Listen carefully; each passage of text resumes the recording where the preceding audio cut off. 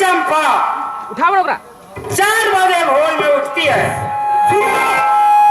हम पूजा पाठ करते, सवेर होती है। आज 8 बजे दिन बीत गया, आज बेटी चंपा के नींद नहीं टूटती है। बेटी चंपा, आज बात क्या है कि एको देव देवता नहीं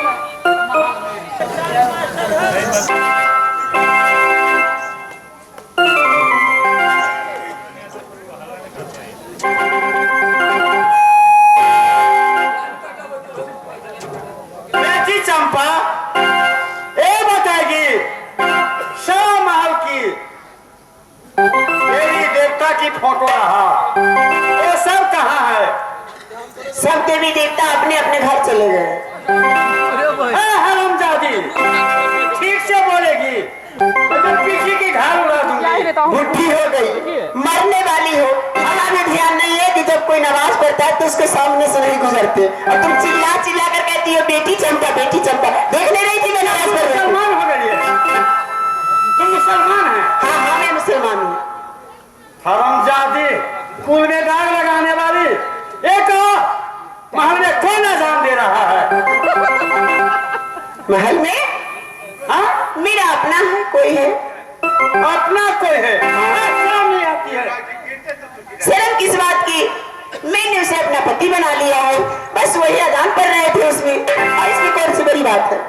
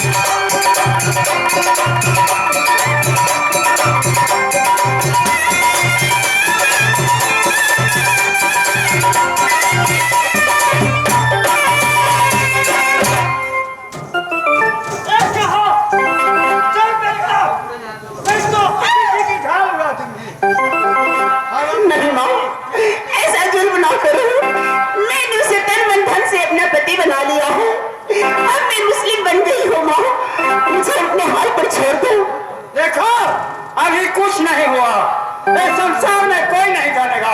बेटा के कदर बाप जानते हैं, बेटी की कदर माँ जानते हैं। एक बादशाह दुनिया में बस तक झपन है। अभी नहीं कहूंगी किसी को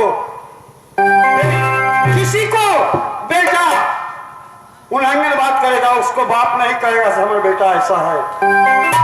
किसी को बेटी कोई बुरा काम करेगा उसकी माँ बोल नहीं खोल सकती है।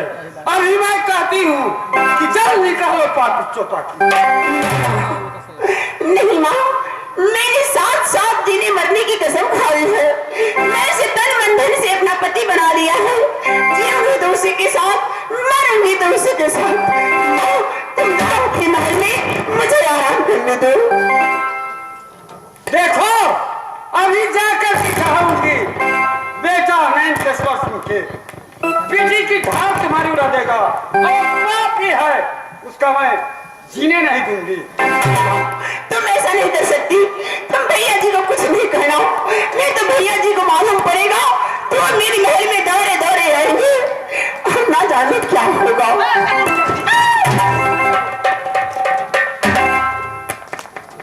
आप इसके हाथ बदन पर हाथ नहीं उठा सकता। क्या है? क्या कि मैं अपना बीवी बना लिया हूं इसे, और उसे मेरा पति बनाई है। अभी मैं मारूंगी।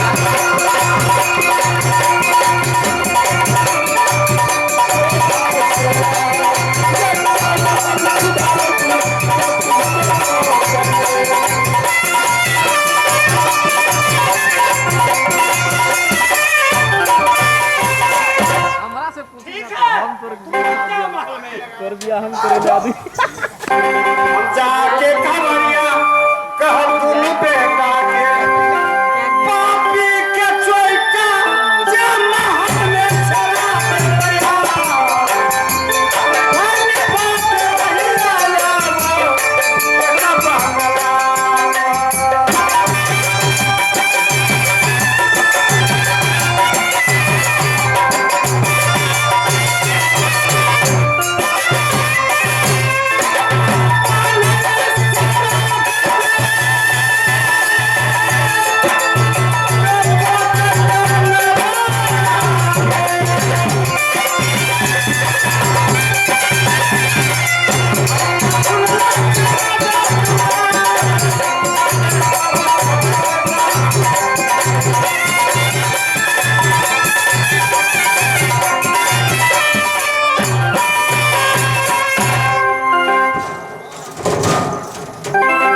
देखिए बात आएगी भैया जी के बंगला पर। अच्छा खुदा ना करे कि कहीं वो भैया जी के सामने पोल खोल दी और दौड़े दौड़े भैया जी सेना के साथ आएंगे महल में, फिर क्या होगा? सुने, चाहे जितनी सेना या कोट कांवर के जितनी जनता तुम्हारे ऊपर कूद पड़ेंगे, कैसी एक कमरा को सोचा यह कौन है? ये अकबर है, अकबर जो भी न आए अकबर सामने में जिंदा न लटकाना चाहिए।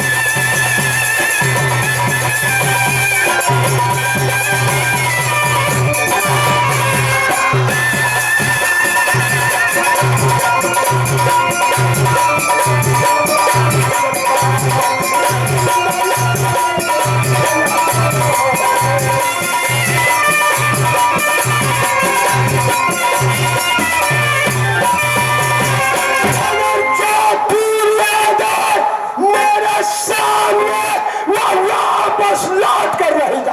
आप समझने की कोशिश क्यों नहीं करते? आपको नहीं मालूम कि मेरे भैया जी कितने चंडाल हैं, कितना ढिलसाई है। वो आपको यहाँ देखेंगे, मुझे इस महल में देखेंगे तो अनूठ हो जाएगा। चलिए इस वक्त हम दोनों राज बनारस भाग चलते। आज बनारस रह जाऊंगा, मैं इस महल में रहूंगा जब तक मेरे दादाजी सात बराती रात बनारस से नहीं आएंगे, तब तक न जाएंगे। एकदम भक्ते कमरा से एक साथ के बराती आएंगे बनारस से।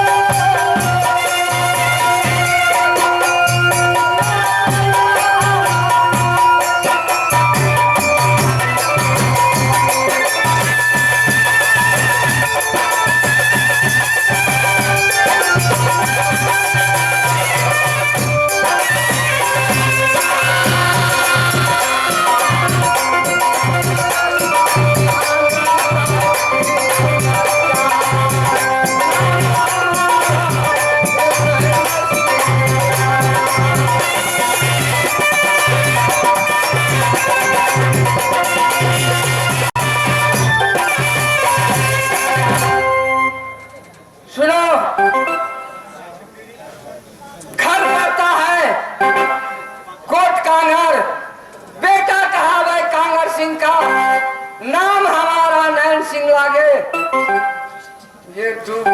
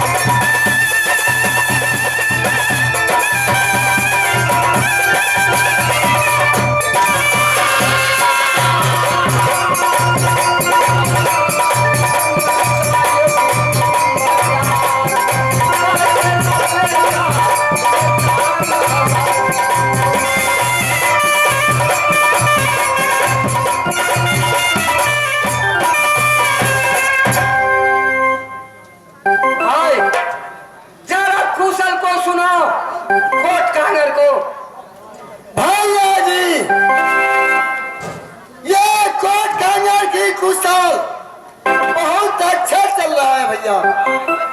क्यों नहीं? जिस राज की राजा सुखित होता है उस राज की जनता भी खुशी रहता है भैया। जिस राज की राजा दुखित रहता है उस देश की लोग भी दुखित रहता है। तो ठीक है।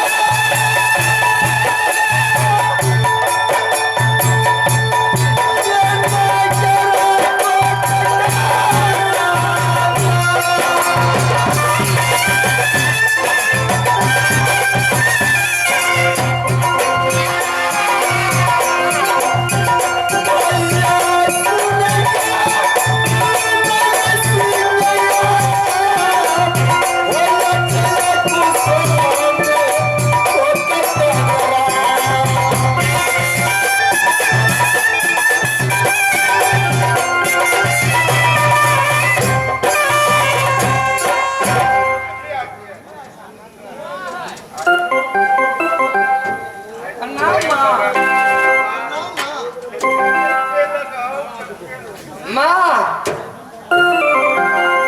तुम मेरे बंगला तक कभी नहीं पहुंची है, लेकिन यह बात क्या है माँ, मेरे बंगला तक पहुंच गई। क्या कहे किसे कहे, मंसूर है। आज कोट कंगल की तरीका देख के हमारी माँ की कलेजा। माँ, छुपते छुपते दिल्ली ऐसा दिलावर कौन है, पता नहीं चलता है कि कोर्ट का अंदर बंदा।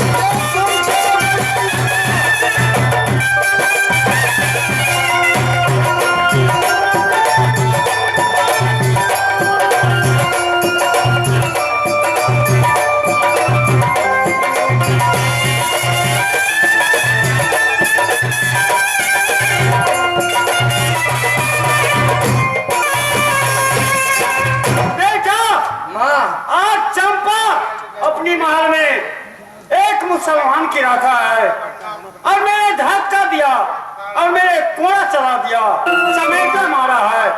चंपा की कहा कि जब ही निकालो, वो बोलती है कि आखिर प्राण चल जाएंगे, लेकिन इसका साथ नहीं छोड़ूंगी। जाकर के देखो चंपा की महल में। माँ तो झूठ तो नहीं बोलती है। बेटा तुम्हारे सामने माँ झूठ बोलेगी, तुम जाकर के जाओ। तो ठीक है माँ, तो जाएगी। भाई केशवर सिंह, भाई आनंद सिंह,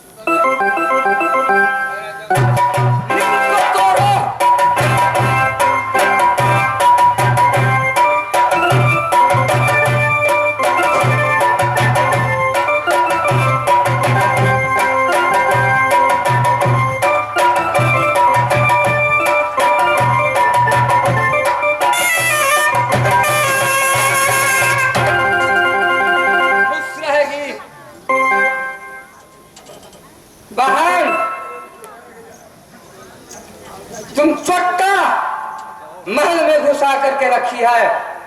क्या क्या बोले भैया जी? चोट्टा रखी है महल में। भैया जी ये आप क्या बोल रहे हैं? मैं ऐसा कर्म कर सकती हूँ क्या? मैं आपकी बहन हूँ, आपकी मान मर्यादा का पालन करना मेरा कर्तव्य है। भैया जी मेरे साथ ऐसा कुबोल भाषा नहीं निकालिए। मैंने ऐसा कुछ नहीं किया है जिससे आपको गर्व नीचे हो जाए। बहन चोट्टा को जल्द हाजिर करो, नहीं तो बदनाम के ढालो।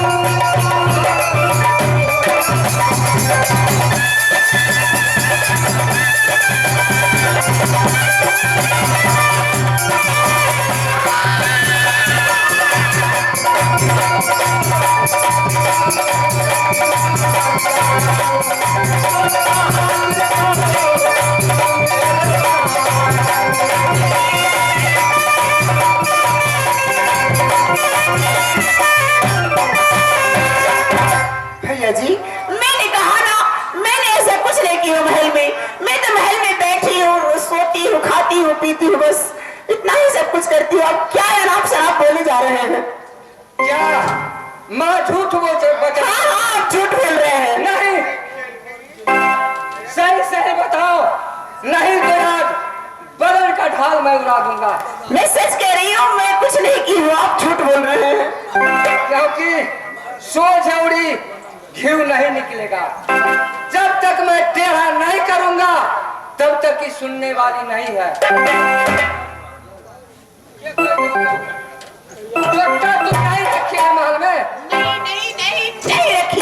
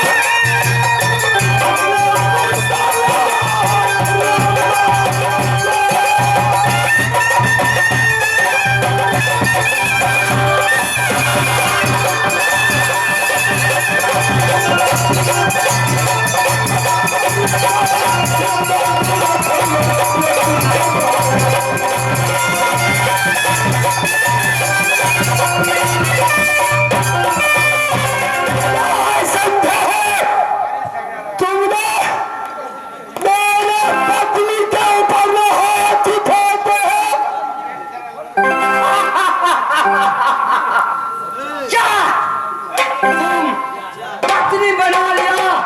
कैसे?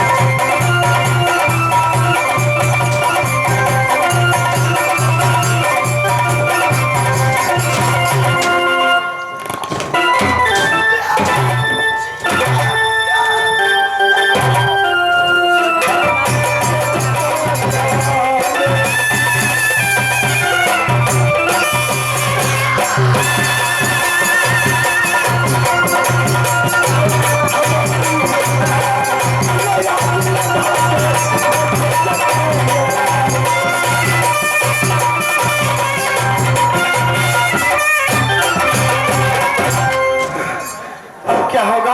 क्या होगा? चाहे चिट्ठी मेरे सामने हराम जादे को, जैसे मैं मुसलमान हूँ, जैसे बकरियों का चप्पा करता हूँ, वैसे हराम जादे को चप्पा करूँ। शांत हो जाइए। इस वक्त क्रोध को काबू में कीजिए। क्रोध इंसान का विवेक को खा जाता है। हम ऐसा करते हैं, यहाँ से दोनों आदमी चलते हैं राज बनारस। राज कहते हैं इस कोट कांगर को यहाँ नहीं रहना है मुझे। मैं हिजरा हूँ नहीं, जब तक सात बराती बनारस से नहीं आएंगे, शादी कर कर यहाँ से ले जाऊंगा राज बनारस। शादी किए हुए यहाँ से नहीं जाऊंगा।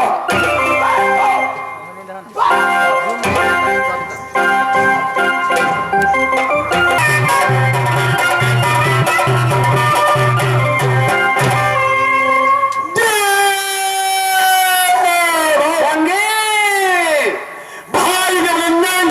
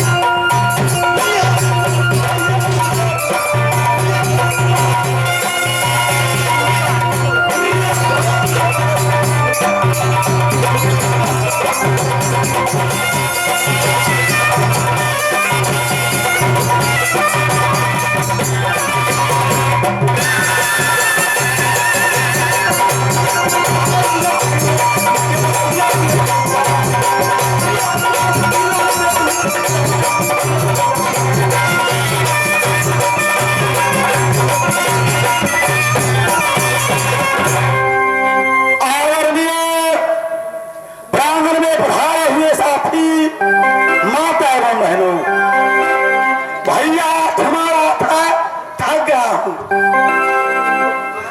ऊपर से वीडियो का साथ साथ याद की रात्रि कोट डांगरा किलाई यकबर शादी,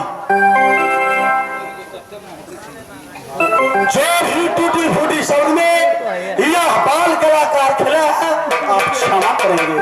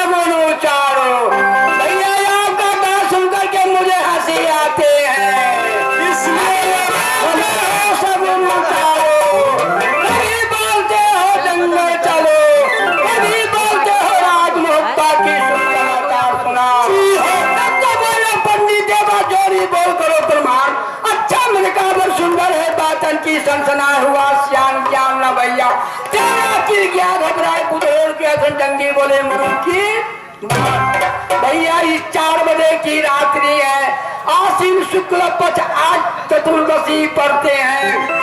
महीना की नक्षत्र में चित्रा पढ़ते हैं, दुर्गा के नक्षत्र में पूर्वा फागुनी पढ़ते हैं, राशियों के मुहूर्त में मीन राशि का समय है। आगे श्रीमान राम बाबू महतो जी, ग्राम